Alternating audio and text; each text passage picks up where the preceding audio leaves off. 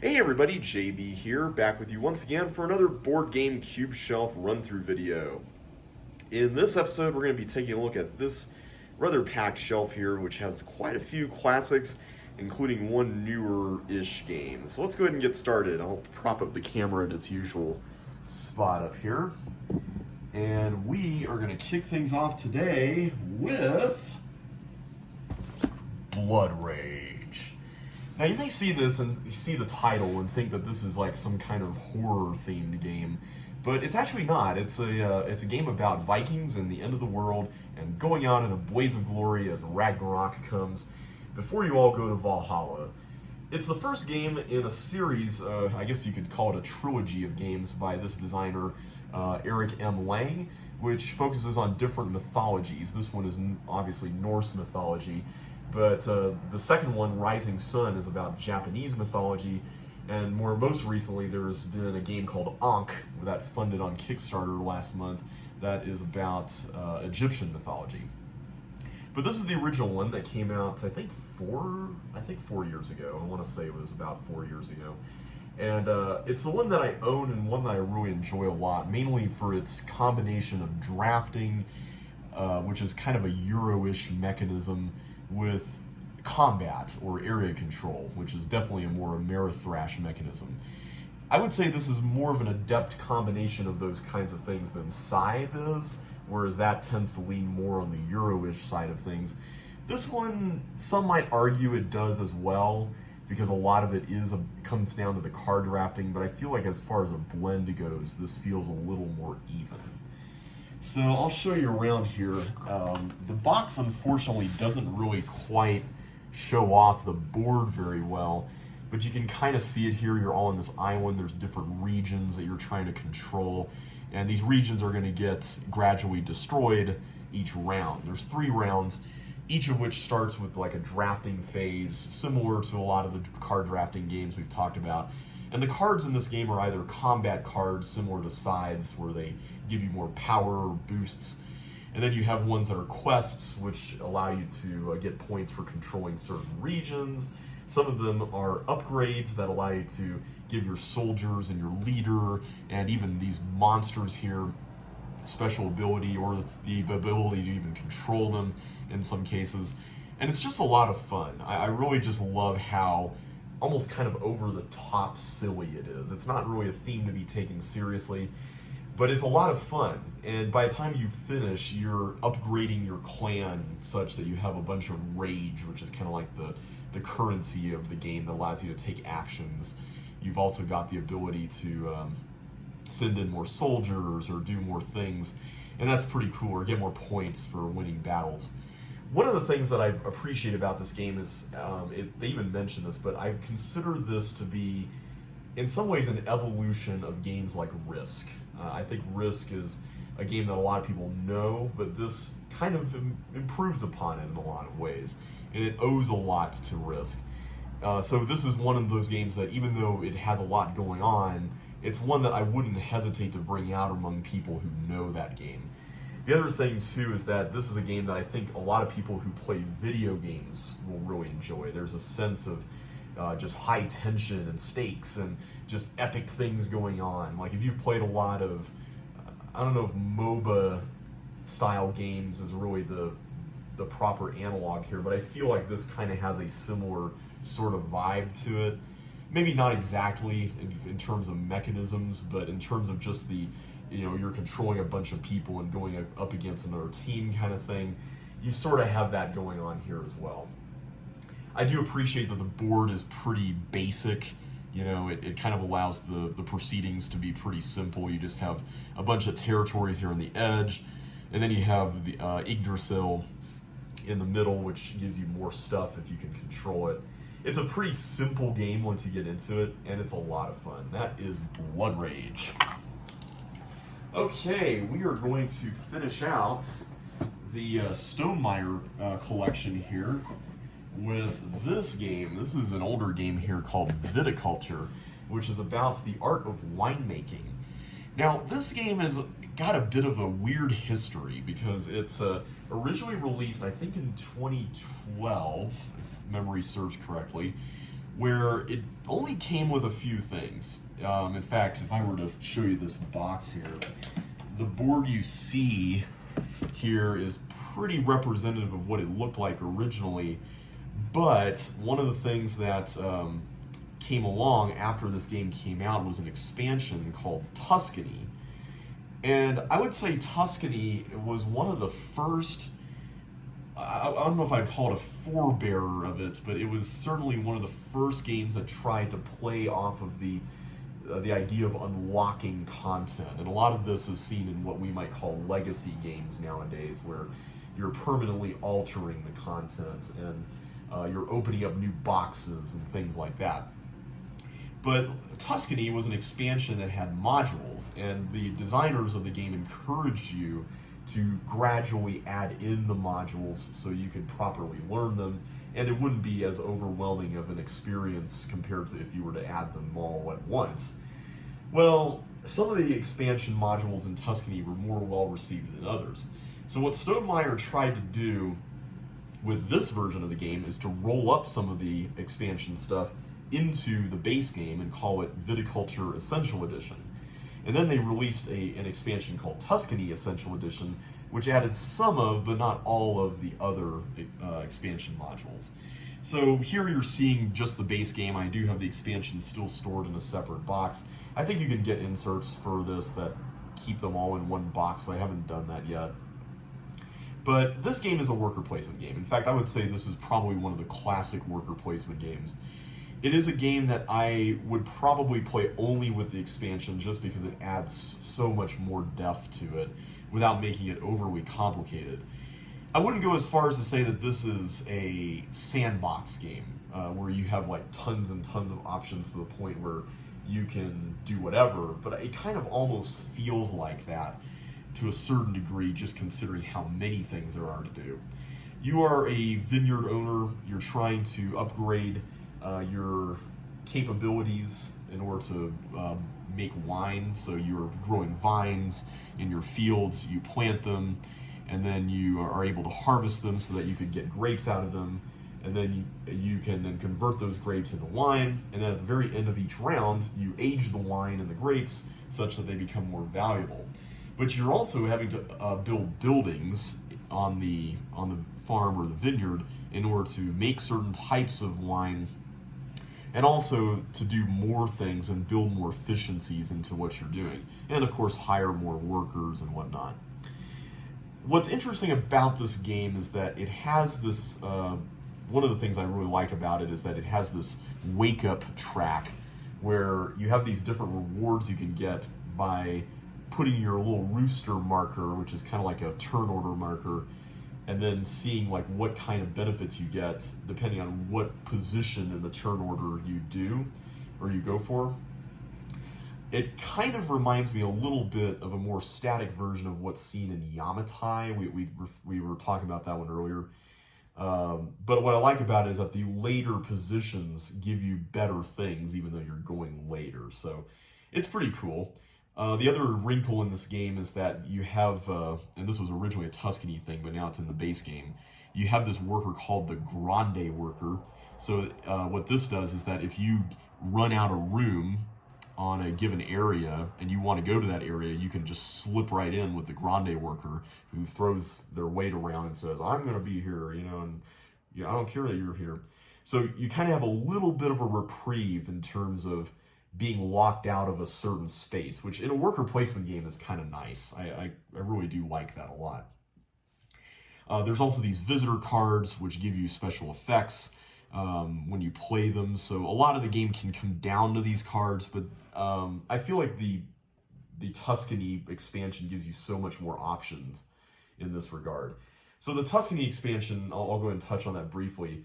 One of the things that it does is it adds more spots. So right here, you'll see that there's two colors, yellow and blue, which are seasons in the game. And then the other two seasons have you drawing a card or doing your wake-up track position. But what I like about Tuscany is that it makes the seasons consistent. You have spots for every single season. And I appreciate that consistency makes the game a little bit easier to swallow. It also has a special,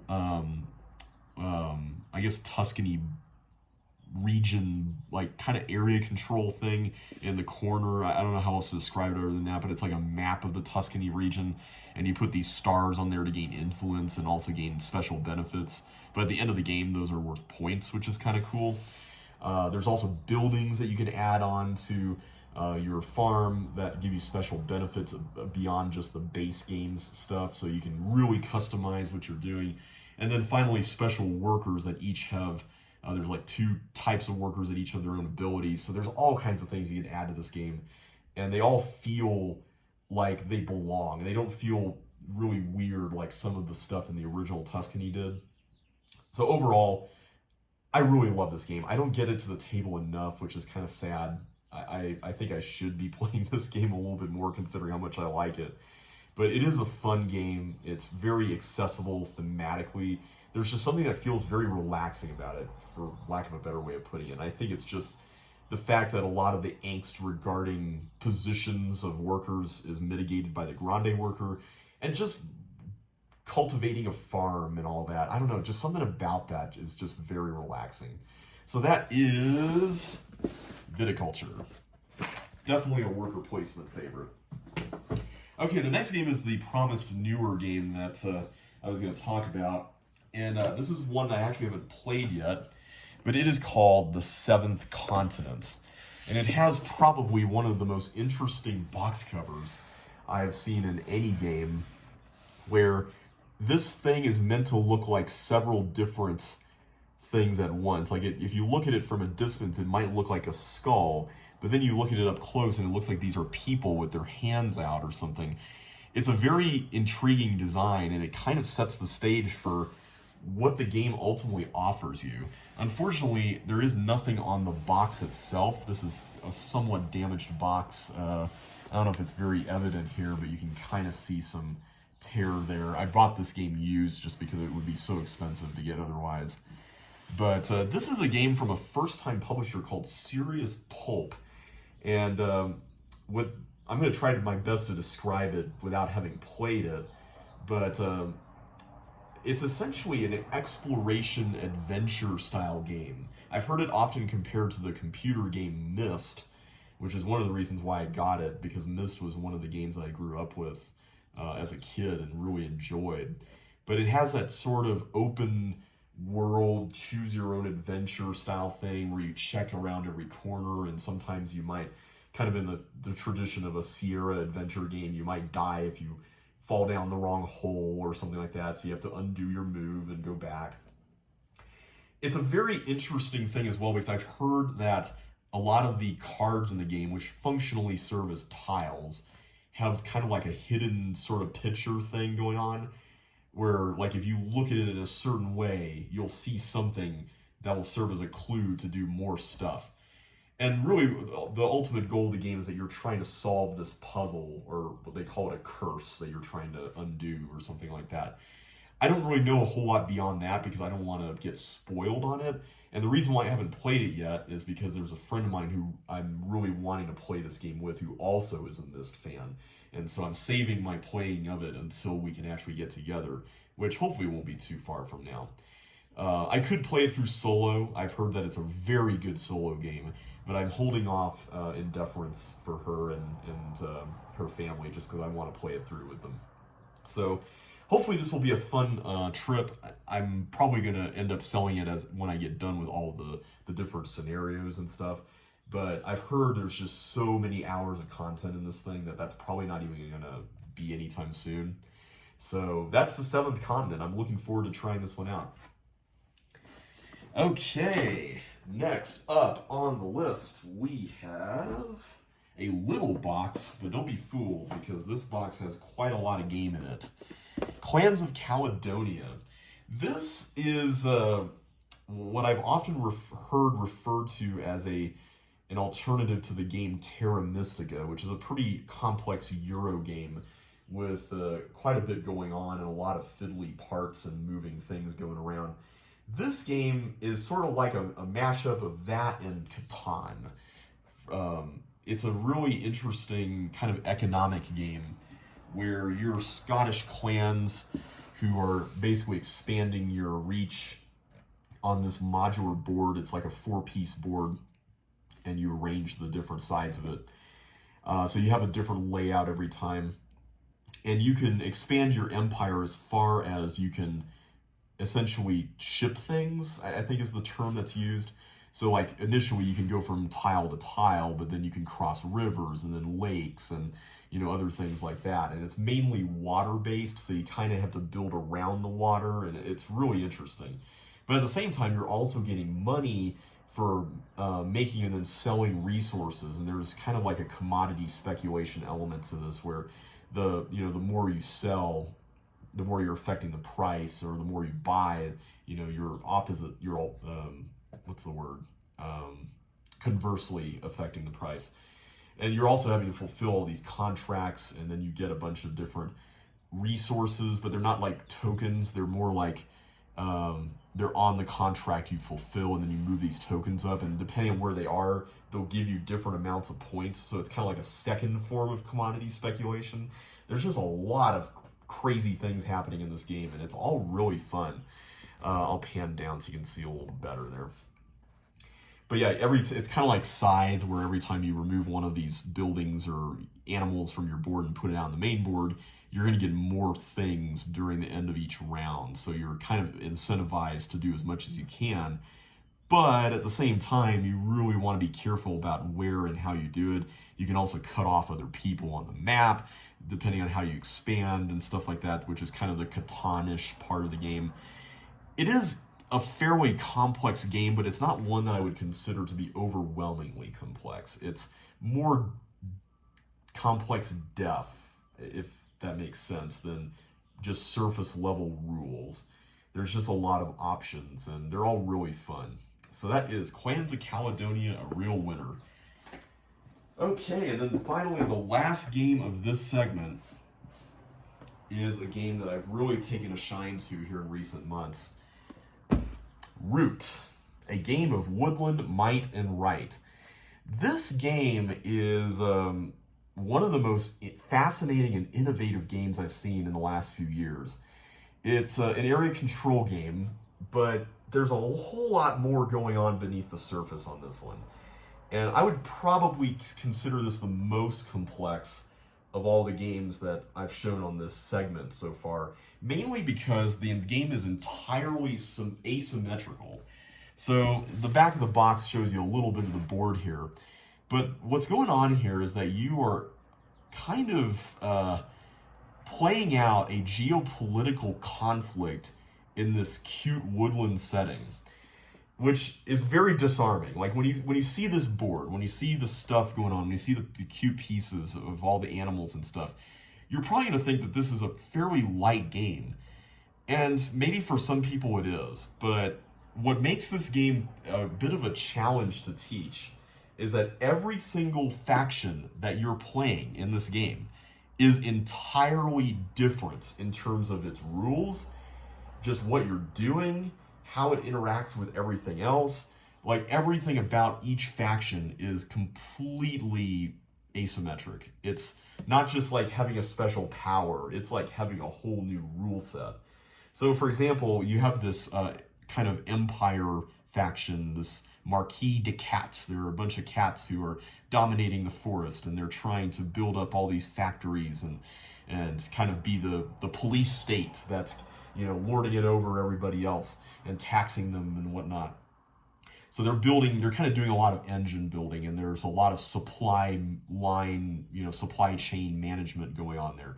And then you have the Eerie dynasties, who are these birds. They're kind of like the old guardians of the woods, and they start out in just one area, but then they can explode out because what they're doing is programming. They have like a system where you can slot cards in these different actions, and every turn you take, you get to run that program and go through all the actions. And if you can't do all of the actions at any point, then the whole program collapses, they go into turmoil, and then you have to start all over with them again. So you can do some really cool things, but you have to be really careful with them. And then you have the Woodland Alliance, who doesn't really start out with pieces on the board, but they can coordinate all these different revolts, as the box says, where they put all these tokens that are called sympathy tokens into each of these little clearings. And if they can gain a foothold in any one of those, then that can turn into a base of operations. And then they invert the combat results whenever you are fighting each other. And then finally, you have this vagabond who's, you could call it sort of the middleman of the war, sort of like the Lando Calrissian, who's trying to play all the sides and everything. And they're going around and darting like a ninja in the forest here between all the clearings and selling items and gaining things from people and making alliances and whatnot and kind of playing off of everybody. It's a really interesting game. Like, what I just described is kind of the foundational set of dynamics in there. But what this is it's essentially a war game. I mean, this is basically a legitimate war game.